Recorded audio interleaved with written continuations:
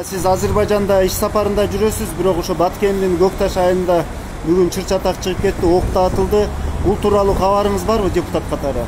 Сөзсүз эртеден бери мага бардык маалыматтар келип атат. Катуура айтсаңыз.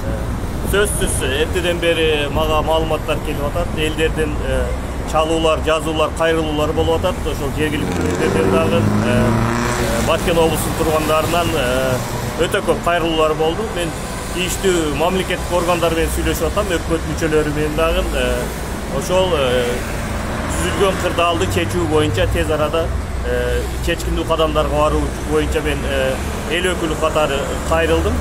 Андан сырткары мен элибизди сабырдуулукка чакырат элем. Биринчиден бул өтө оор маселе, чек ара маселеси.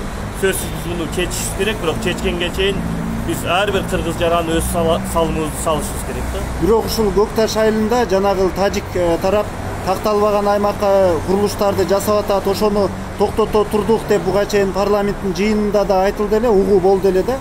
Ушул боюнча кандайдыр бир жыйынтык чыгып атабы? Эмнеге жыйынтык чыккан болсо, иштер жасалган болсо, бул сыяктуу чыр-чатактар уланып атат? Сөзсүз бизди өкүндүрөт, биздин кошуналардын мындай мамилеси. Биз жакында эле ошол курулуш иштерин токтотуу боюнча бүгүнкү чыккан кырдаал башка маселе боюнча көтөрүлдү. Ошо биздин жараныбызды сабап койгон себебинен көтөрүлдү.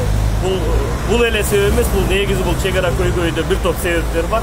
Ошон үчүн мен элибизди сабырдуулукка чакырат элем да, сабырдуулукка чакырып, тийиштүү мамлекеттик органдарды тез аранын ичинде мындай чечкиндүү кадамдарга барып, ушу түшүндүрүү иштерини жана чечүүнүн ушул убакта кырдаалды тез оңой бат чечкенге мен чакырып кетем. Мындай учурда эл өкүлдөрү парламент эмне аракетти көрө алат? Сөзсүз биз келгенде биздин спикерибиз дагы бул жакта, биз келгенде бул кырдаал боюнча биз мен ойлойм тийиштүү комитеттерде жана палатада бул маселе көтөрүлүп, керек болсо биз жыйынга алып чыкканга биз даярбыз деп ойлойм.